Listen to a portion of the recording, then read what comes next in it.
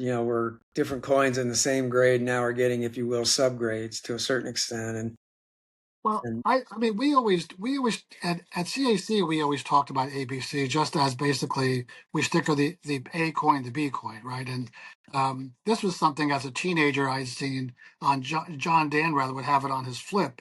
He would grade them ABC, and it's just sort of if I'm describing a coin to someone on the phone that when I talk about it, they say, "Well, what do you think?" I said, "Well, it's a B minus coin," and they understand. That means, well, yeah, we stickered it. It could have been nicer. It again, every at every standard, you have to have the lowest grade. I mean, tonight there's going to be 10 amazing athletes on the floor in Madison Square Garden playing basketball tonight, and the worst one is pretty darn good, right? So even though he's the worst player, he's probably making $18 million, and he was the best player in his state, in high school or in college.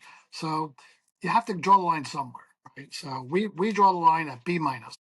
That's fair. I think that's reasonable. But that's just internal lingo. It's not formalized on a holder. It's just if I'm describing a coin to you. Yeah. Or I might say, hey, Rick, the coin's it's a 66C. It's just too dark. So we grade it 65. And you would understand that as a coin. Yeah. So that brings up a good point. So you talk about the quality of the strike, the luster, the eye appeal.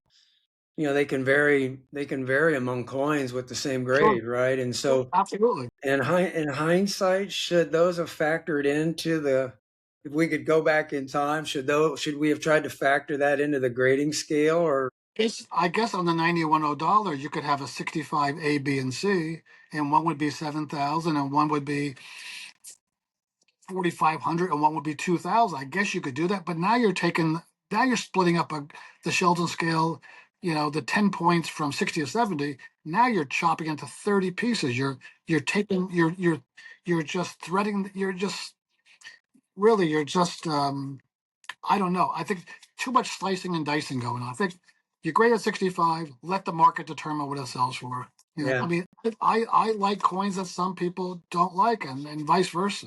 Right? So there's really no right or wrong, Rick. It's really a matter of personal taste. It's a matter of who taught me, how I was brought up. I mean, I learned Mercury dimes from Ed Hips.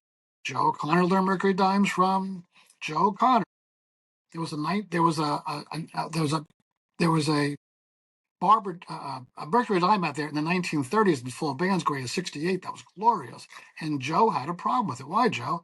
The bands are all marked up. And I looked, I said, that's minuscule. That's nothing. And he would say, Larry Whitlow would never buy that coin. So it's ingrained in his head. And I'm thinking, well, Ed Hips would have bought it. So, so basically, as you can see, it's an art. Yeah. No, and that's kind of the beauty of the hobby, right? I mean, it is an art form inside some boundaries, if you will.